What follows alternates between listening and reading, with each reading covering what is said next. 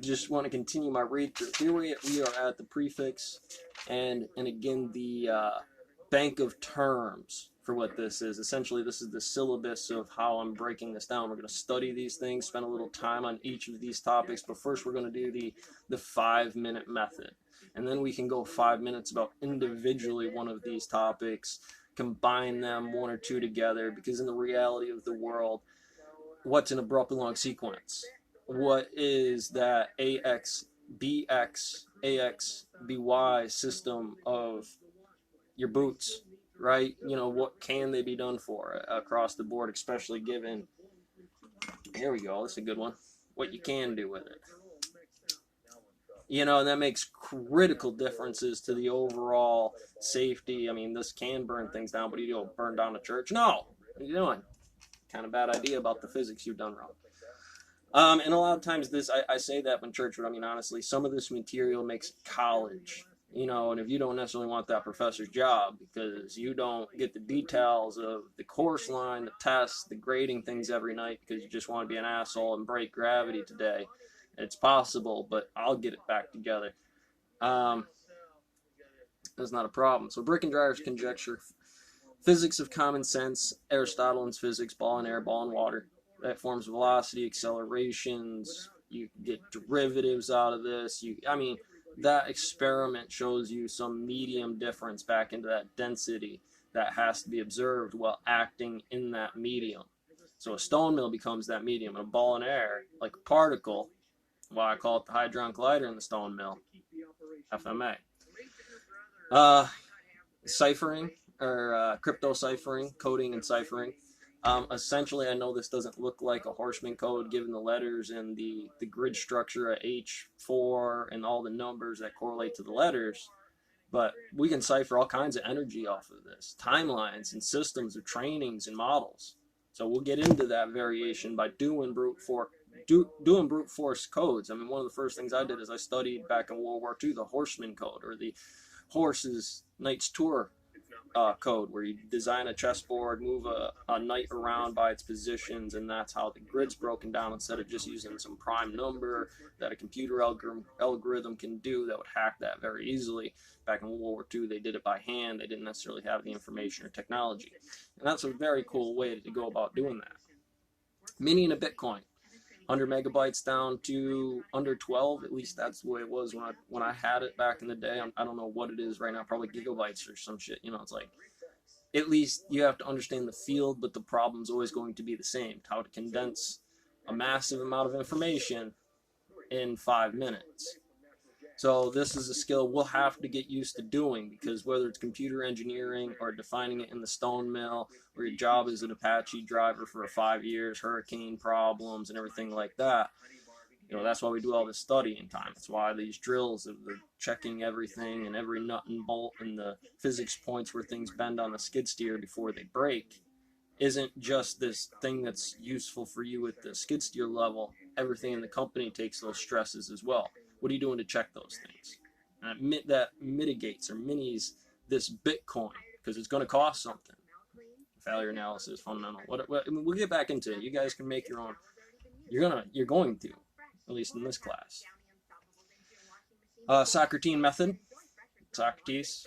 Go look them up. We're going to be taking some time to do that. The scientific method. Again, noting skills is something I want to present in here. And I'm trying to build that in a fundamental way where you learn some information, begin to process this, and break it down. Photonic sciences, wave functions, particles, spectrums, massless photons, things like that are going to matter later on. Hunter's Prize. I always use the rabbit trap for this, but I do believe Hunter's Prize was...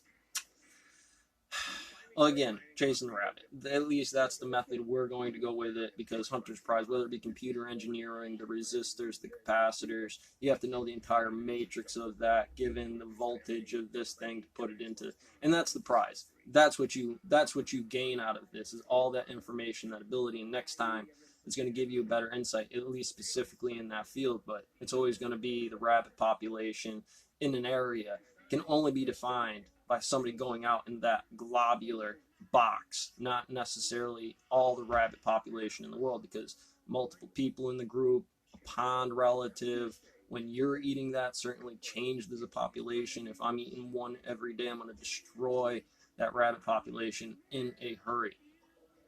You know, fuck the wolf kelp. I'll eat the wolf. You know, but so that's why you go by the number. Well, you eat the wolf first before you save the rabbits. They're easier. The numbers en masse, and that's the prize. Matrixing. We'll get into matrixing. Have you ever seen it before? Go check out some military, Navy stuff while they're in the subboats and ones, and at least that's what I remember for it.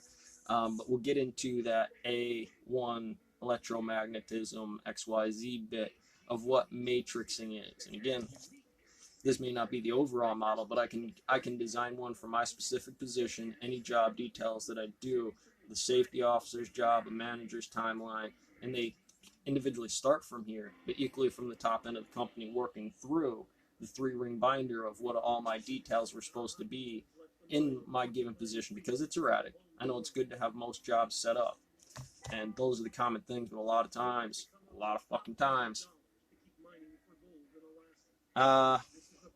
diversified inconsistency. And this is, even though it's second order of one of these other operations, or one we'll deal with later, it's worth the time to deal with human failure, diversified inconsistency in systems, dark matter, lensing, 12 galaxies over this saw that I'm looking at.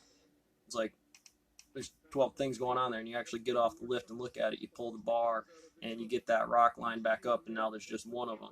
Just like the calculus of dealing with the lensing and Hubble's constant and things like that.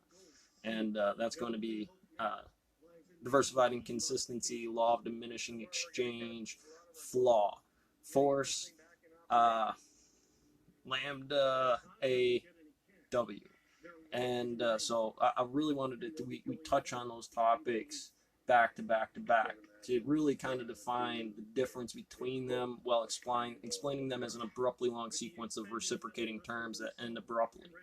You know, I don't know the difference between diversified inconsistency and the law of diminishing exchange in our next system, triage, mathematically, to deal with the value of what's on the table. And hopefully you understand with Corona on the board today what I'm trying to specify, physics 32 against the 60-year-old, and what the sensible model is. Even if I were to extremely get sick off of that number, my statistics would apply me to receive that lack of help later on, and I can understand that. I can see the number. And shit, given my condition, that some irrational number you can't see, some lensing faculty that we can't know yet, or at least don't know yet. Later on, studied and practiced, but then everybody still has to be able to catch that irrational bunny. Murphy's Law, I like this one. Whether you're going to go, if it can go wrong, it will go wrong, or dealing with rocket scientist's assistant, who, because they couldn't get anything right, you have to go good general, angry cops, and completely do the shit shower and shave thing, which, by the way, beautiful. I love how that whole thing just turns itself on its head, because it's like, generals, that's what we need, and then here's your field manual on it, right? Semonics. Essentially, the breakdown of what that definition is. Just write a bunch of squiggly lines on a paper. The connections of those things, given the stone mill and this rabbit that's actually bouncing around, is the real thing. You can get into this shape or this object or this closed off little area. But semonics gets into facial psychology. What did that number represent? This flaw, diversified inconsistency, and they always do. They're all X's. Calculus doesn't care. It's because numbers aren't real. You have a banana, you can have a bushel of bananas, but we apply this irrational number to it, and what value a bushel of bananas can do against what a rational set doesn't do one-to-one calculus exactly. And you have to be relative in that special field.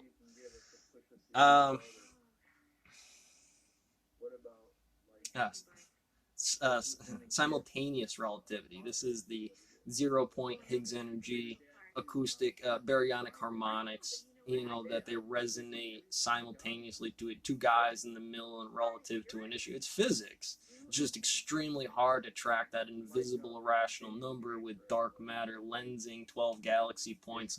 I got 12 bits of information on this wiggly piece of paper that really define what a number is and a timeline to apply it.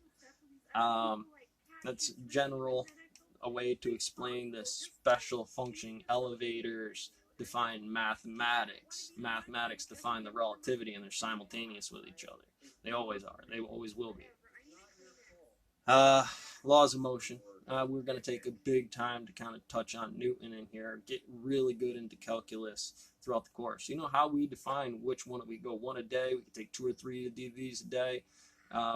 There really is no perfect syllabus for what this is against what you're going to do, and at the end of it, we're just gravitying this number m1, m2 over my radiant and your radiant as the geodesics for this. You're going to have to break this down. This is a pretty good one, mind you. You can double it down and keep a copy of it, but if you watch my Facebook page, these aren't exactly the base systems, however they are. Law of thermodynamics, entropy, window open, winter, stove on, summer, you have to go about shutting that off, and it's that common sense, ball in air and ball in water, entropy of these states. And we'll actually read through the laws of motion and the laws of physics, or thermodynamics, and we'll put them together and 1/2 with each other, so that way we can see really there's not too much difference between them. I mean, laws of motion have 3, thermodynamics have 4 potentially, but when you really read into them, there's not too much difference of what they're really doing, except that they're helpful in a form this way in terms of the relative concept of here's all the jump game, right? Black and white little tiles to describe entropy. And what's the close off of the chessboard game that's left? That becomes entropy. That becomes a thermodynamics. There's a lot of pressure. It makes sense to physically not move in that direction or something like that. Or there would be a physical action keeping that heat or radiant or pawn piece to be able to move in there. And that's why on the stone floor, this becomes our entropy. This the temperature index, the wire burnout, the fuses. That's the housing problem. And we'll spend more time on it. Albin Heinrich's work. There's a lot about A plus B and integral systems. We'll get back into AX. We're just covering some of the Ketters that were out there, big names, big types of mathematics. When you try to do this AB mechanics, who already did it? You know, to be fair, that number is processed, so you're going to have to do some of your own patent search, and that's why I apply it in here. And Albin Heinrich really good about that A-B mechanics, that algebra, that really applies well next to something like Nova-Stroker's air turbulence equation, which is the next one. Derivative x over derivative, or derivative x over derivative t is a matrix, derivative s over derivative x, and you start breaking them down. AU, AV, AX, or AW over this quantum wave function, plus or plus equals AX plus BX, AX plus AY, AZ. And you can see that high-low lambda calc a little bit better now. Judo! Come here! Come here! Excuse me. Judo, come here! Come here! Alright. Sometimes the kids in the class, they get wily. Please, come here. Come here. I know somebody's here. I'm doing something. Say hi. Say hi. Say hi. Hi, buddy.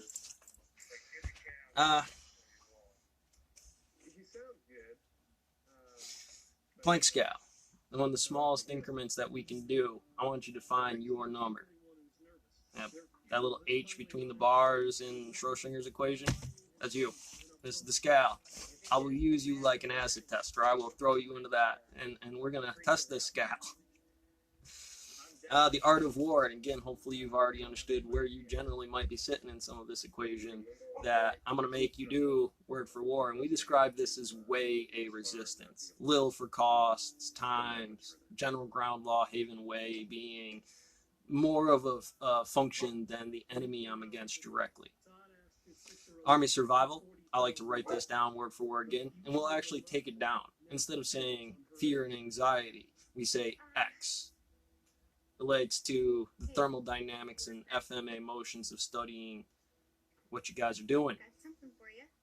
Base psychology, base trigonometry, base physics, base economics, base algebra, space and space-time. We'll be getting into some of that, like I said. I'm running out of time here. We'll keep this rolling. Catch you on the next one.